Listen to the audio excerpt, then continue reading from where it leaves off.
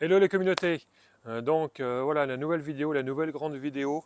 Cette fois-ci retour sur la Suède. On va faire la même distance, 2400 km, mais dans une configuration différente.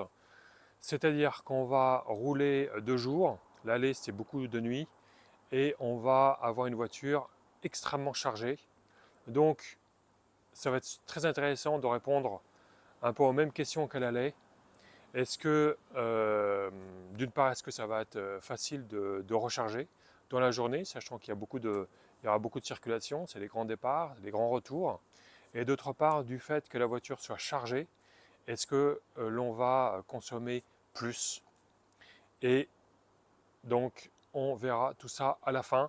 Et je vous l'annonce tout de suite, il y aura quelques surprises. Allez, c'est parti. Ciao. Donc voilà, on est reparti sur Stockholm. On part de Bourgueil, donc sur la Loire. C'est à peu près 2300 km. On va faire un stop à Lens, dans le nord de la France, et ensuite à Hambourg.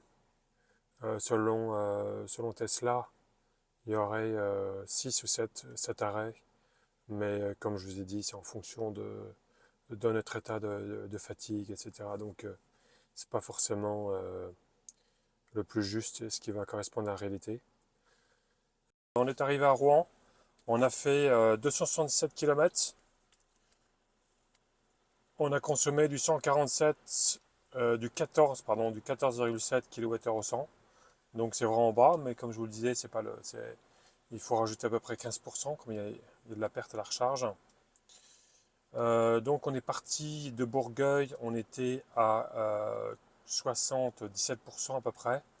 Et là on est arrivé à Rouen à 22%. Donc c'est il y a je crois 12 places.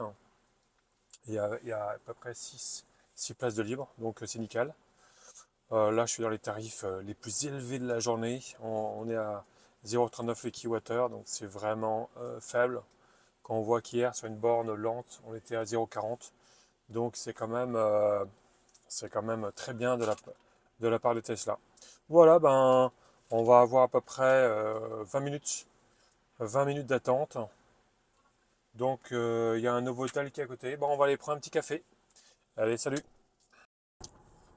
Hello, une petite vidéo. Donc là, on vient de parcourir à peu près 100 km. On a fait Rouen-Abbeville sur l'autoroute. On était à peu près à 130 tout le temps. Et ce qui est incroyable, c'est que la consommation est autour de 20 kWh. Normalement, pour une voiture, on va dire électrique normale, on est autour de 25. Donc là, 20, c'est vraiment, vraiment très bas. Et je suis totalement impressionné. Euh, Le précédent parcours, quand on est parti de Bourgueil, on a fait Bourgueil-Rouen. On avait peut-être une moyenne de 80, 70, 80 km/h. Et on était à peut-être 16, plutôt 16 kW au 100 kWh au 100 de consommation. Donc voilà, c'est pour dire que même à 130, cette voiture, elle consomme vraiment très peu. Donc là maintenant, on est à Courtrai. On a passé à la frontière belge.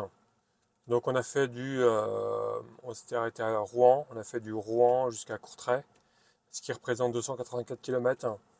Et je suis arrivé, j'avais 11%, donc j'étais parti 80% de Rouen et à peu près 12% ou plus, je crois 16% à Courtrai.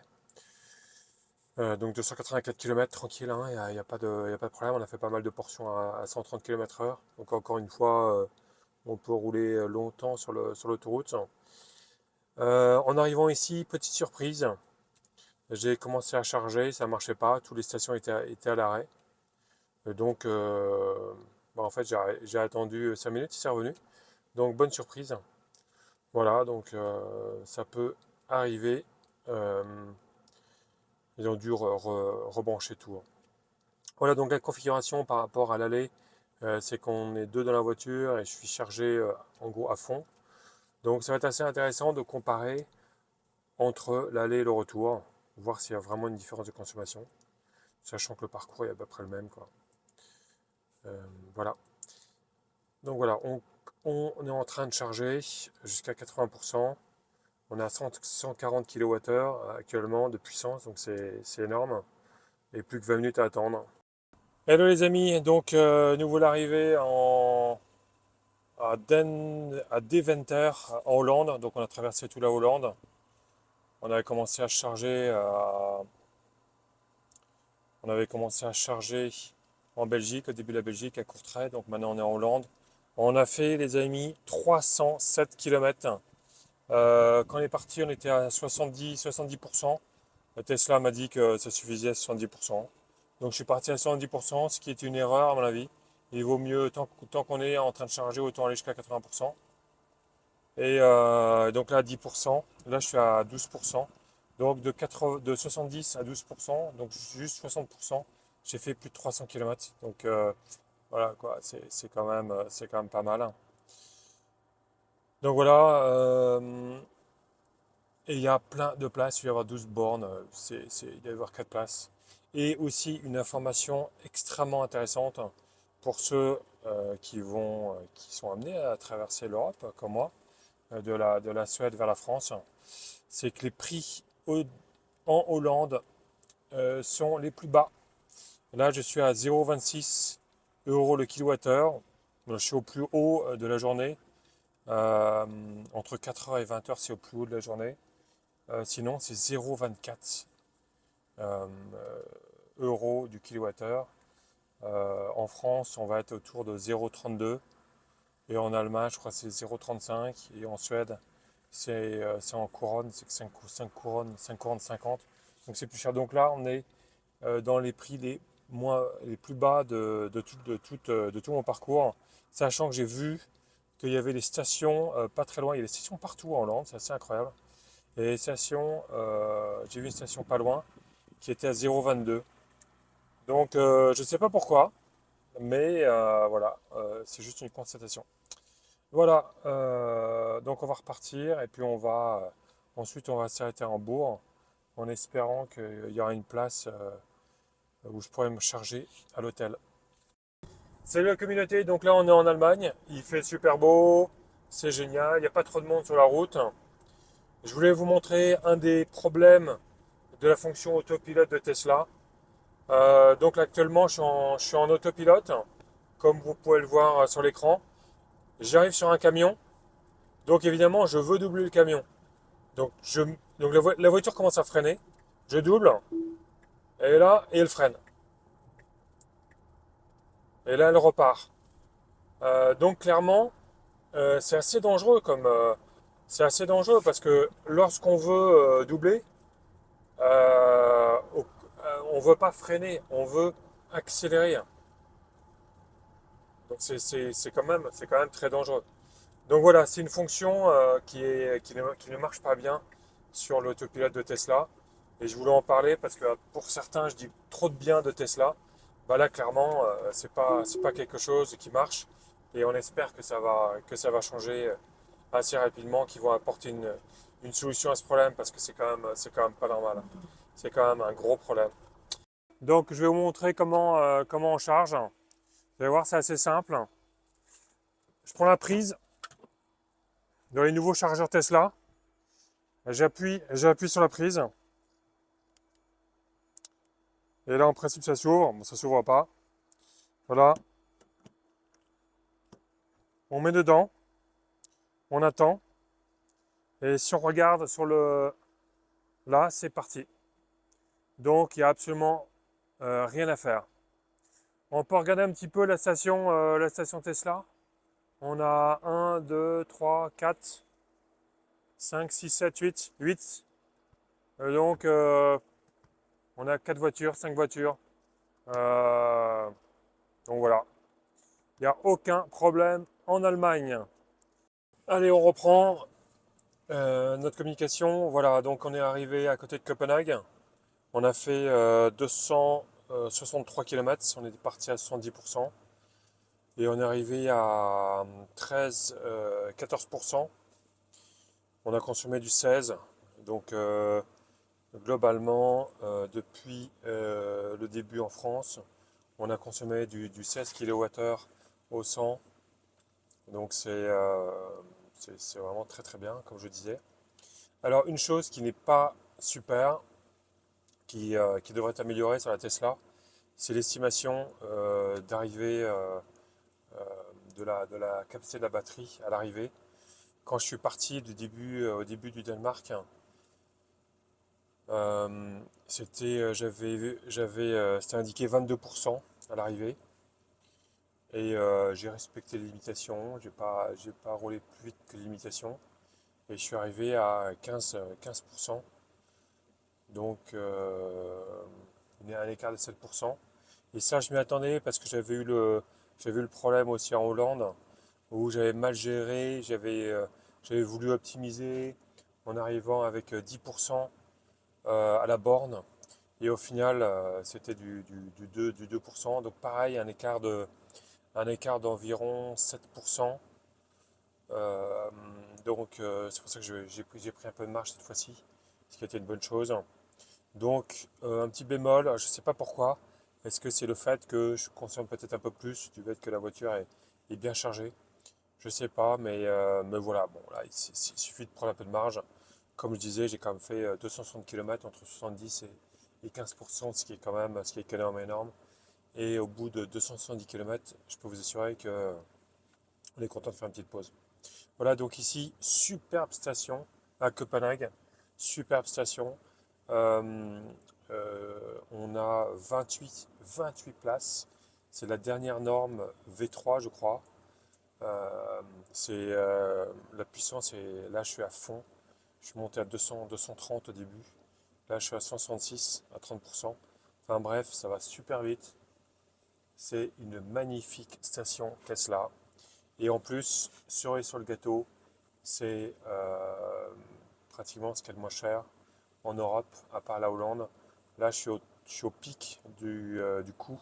Je suis à 0,29, environ 0,29 euros par kilowattheure, alors que en dehors du pic entre 16h, en dehors de 16h 20h, ça coûte 0,27 euros.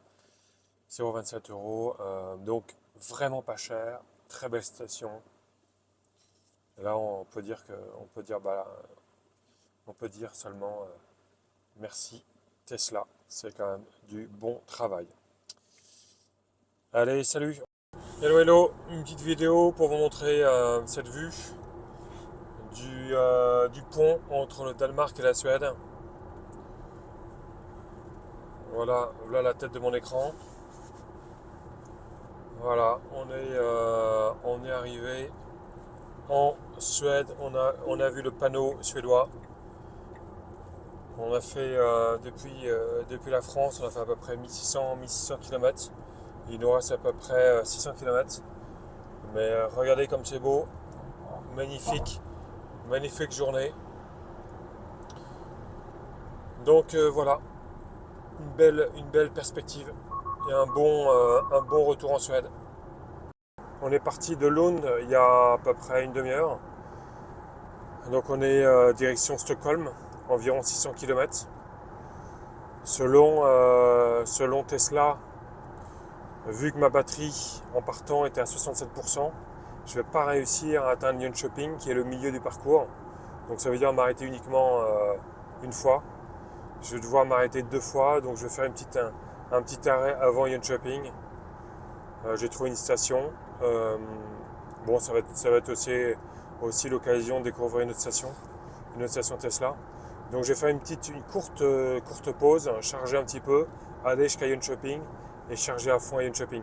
Donc hier, quand j'étais au Danemark, j'aurais dû en fait charger à fond pour éviter de charger deux fois. Donc si j'avais chargé à 90%, j'aurais pu atteindre Jönköping directement. Voilà, on aurait pu planifier un petit peu plus, mais voilà, ça change pas grand-chose. C'est juste un petit arrêt de peut-être un quart d'heure. Ça change pas grand-chose, mais bon. On veut achever ce parcours. Allez, la petite vidéo sur un Markaryd.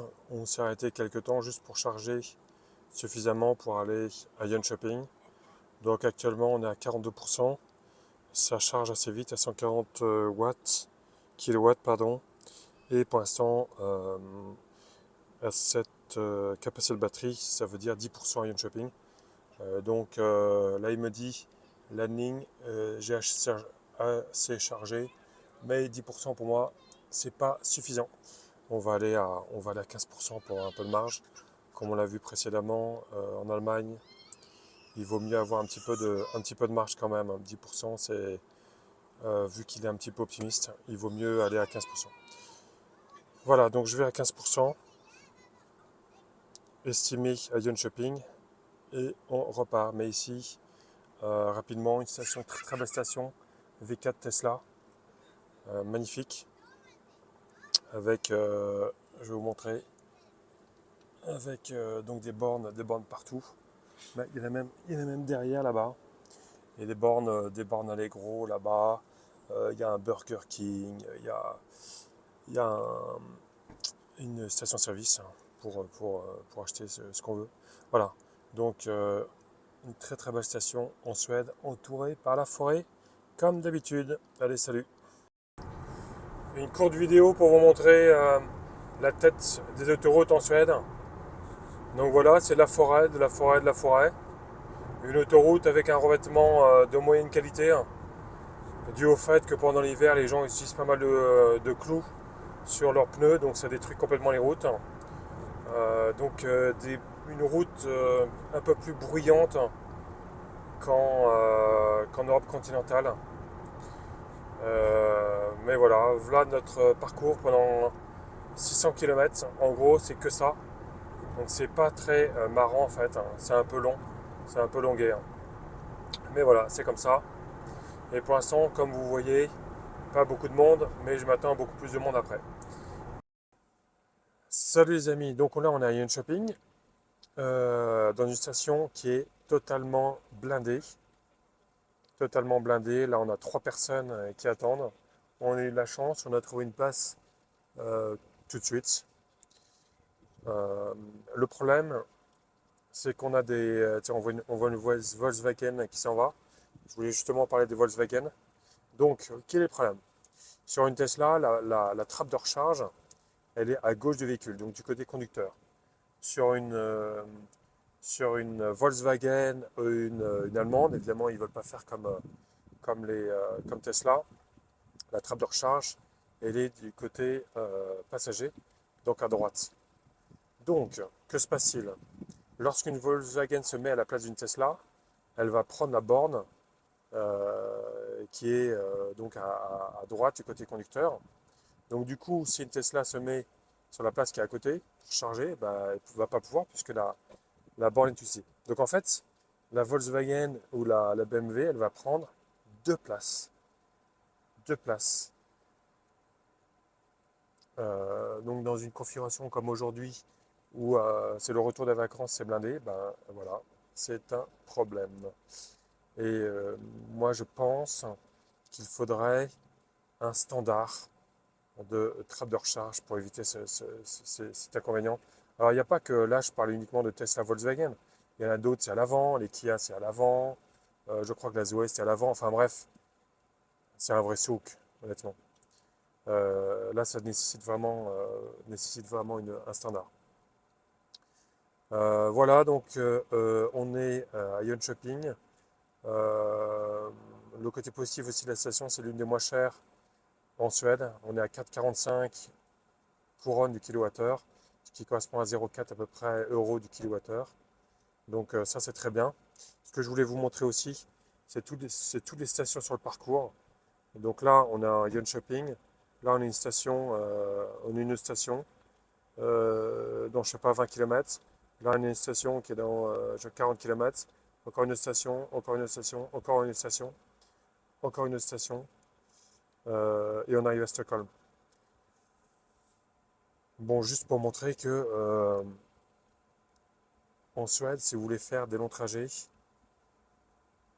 vraiment en Suède, c'est impossible d'avoir un problème de recharge. Mais totalement impossible. Il y a des bornes partout, partout, partout. Et je pense que c'est au niveau des bornes de recharge Tesla. Je pense qu'il n'y a pas mieux, il n'y a pas mieux en Europe, peut-être en Norvège. Mais là, c'est quand même incroyable. Et les amis, donc je suis arrivé à Stockholm, à la maison. Donc on est très content. Sur le dernier parcours, j'ai fait 330 km de Jönköping. J'ai été à Jönköping à 93%. Je suis maintenant à 18%. J'ai consommé 75%. Donc 75%, 330 km. Un excellent résultat. La voiture l'a bien démontré durant tout le trajet. Elle peut parcourir de longues distances. Et c'est la version long range hein, de la Tesla. Et n'oublions pas une chose, c'est que j'ai beaucoup de choses dans la voiture. Donc elle est très très lourde. Sur ce parcours de Jönköping, j'ai fait 16,7 kWh au 100 de consommation, qui correspond à la consommation au global hein, depuis la France. J'ai fait 16,5. Depuis la France, j'ai fait 2420 km, 16,5 kWh au 100. Donc c'est intéressant de voir que c'est à peu près le même parcours qui est de la voie à 130, de la voie de la route, de la voie rapide, enfin bref, pas de ville. Donc une consommation très impressionnante, très basse. Ensuite, on va mesurer dans la conclusion, on va mesurer le courant qu'on a mis dans la voiture pour ce parcours. Donc on va mesurer la consommation réelle. Comme je vous l'ai dit précédemment, il y a une perte à la recharge. Donc cette valeur de 16,5 kWh, c'est une valeur qui est entre la batterie et le moteur. C'est pas entre le réseau et le moteur. Donc là, il faut qu'on voit exactement à la fois combien de courant exactement on a mis dans la voiture et quelle est la différence avec la consommation que m'affiche la voiture et combien ça a coûté. Et ce qui va être intéressant aussi en parlant d'argent, c'est est-ce qu'il va y avoir une différence entre l'aller et le retour, sachant qu'au retour, j'ai optimisé en chargeant davantage en Hollande et au Danemark, donc beaucoup mieux optimisé. Et aussi, comme je l'ai dit, la voiture était blindée au retour. Donc est-ce que ça a eu un impact? Honnêtement, je pense pas. Il y a eu des tests dans d'autres chaînes YouTube qui ont montré qu'il y avait pas beaucoup, que ça créait pas beaucoup de différence. Moi, je pense que ça va pas être vraiment différent. Mais on va vérifier ça dans la conclusion. Voilà. À très bientôt pour la conclusion. Allez, salut. La conclusion. C'est donc un trajet de 2401 km au retour, comparé à un peu plus de 2500 km à l'aller, dû au fait qu'on était allé en Bretagne. Là, on part de Bourgueil. Une moyenne sur le trajet entre chaque station de 206 km, qui n'est pas très significative. Ce qu'il faut retenir ici, c'est qu'on fait sans problème 300 km entre deux stations, donc c'est bien. Coût en euros, on est à 140 euros, comparé à l'aller à 167 euros, donc 177 euros, donc une baisse très significative. J'en parlerai après. Kilowattheure, donc 444 kWh contre 502, donc moins de kilowattheure mis dans la voiture. J'en parlerai aussi après. Durée de la session, 29 minutes par session, ce qui est bien. Évidemment, il y a des grandes variations. Il y a une session, ça peut être du 8 minutes, donc c'est pas très représentatif, 29 minutes. Bon, il faut compter à peu près 30 minutes.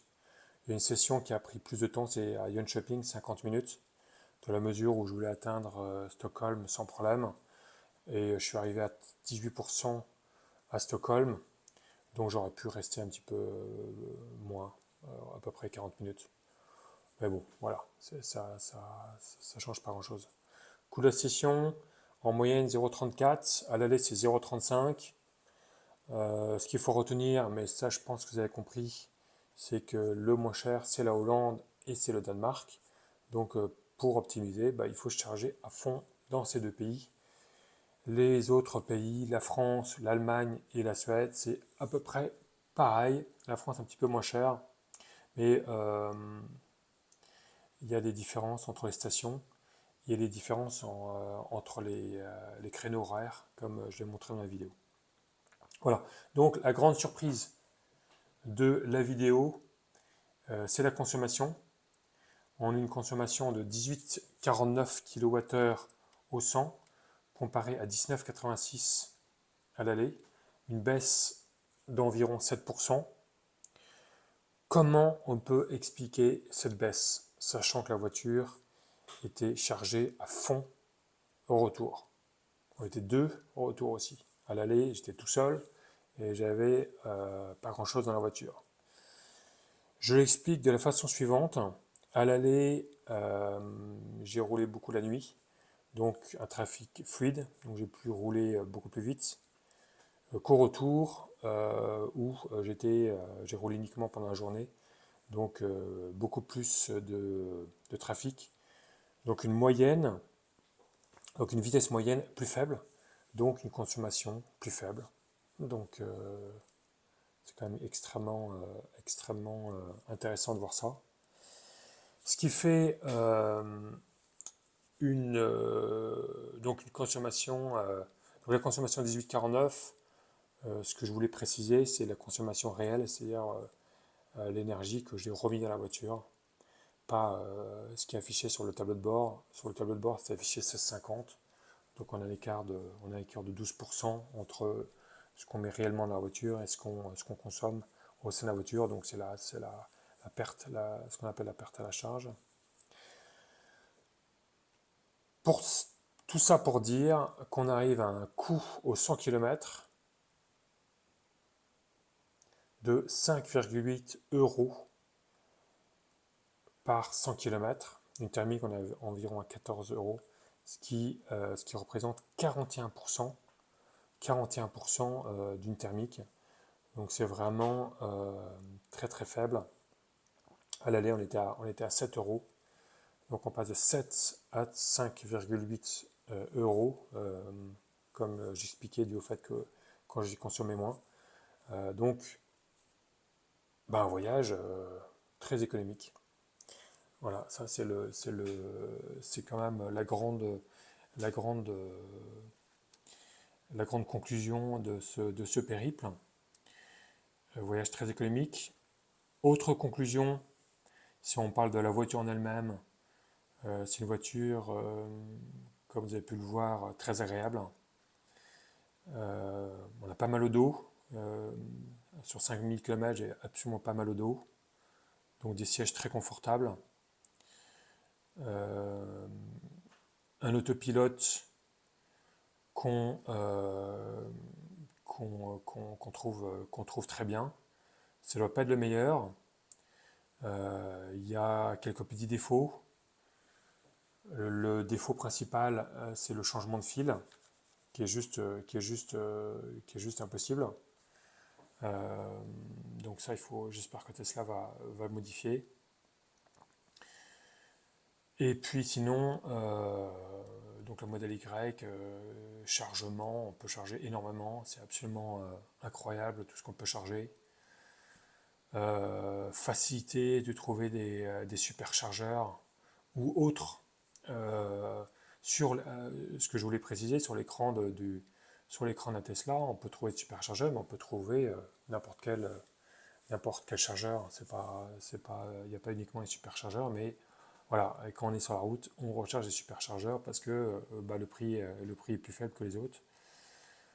Et puis, comme je l'ai bien montré, c'est d'une simplicité d'utilisation qui est, qui est absolument hallucinante. Et puis la voiture, voilà, donc consommation faible, des accélérations foudroyantes hein, si on veut doubler, donc un très grand confort. Évidemment le silence du électrique, ça évidemment c'est quelque chose d'important. Donc voilà, un excellent voyage, des très bonnes surprises sur ce voyage. Voilà, donc j'espère que ça vous a plu. Je suis très satisfait de voir qu'il y a de plus en plus de gens qui suivent mes vidéos. Euh, N'hésitez pas à laisser des commentaires en dessous ou poser des questions. Euh, on va se revoir très bientôt. Je vais essayer de parler sur le même thème de l'électrique, de montrer que l'électrique, en quoi l'électrique est une bonne chose, surtout quand en Suède on a de l'électricité décarbonée, comme en France. Donc il y a beaucoup de choses à dire là-dessus. Mais voilà, merci encore d'avoir vu cette vidéo et puis je vous dis à très bientôt. Salut!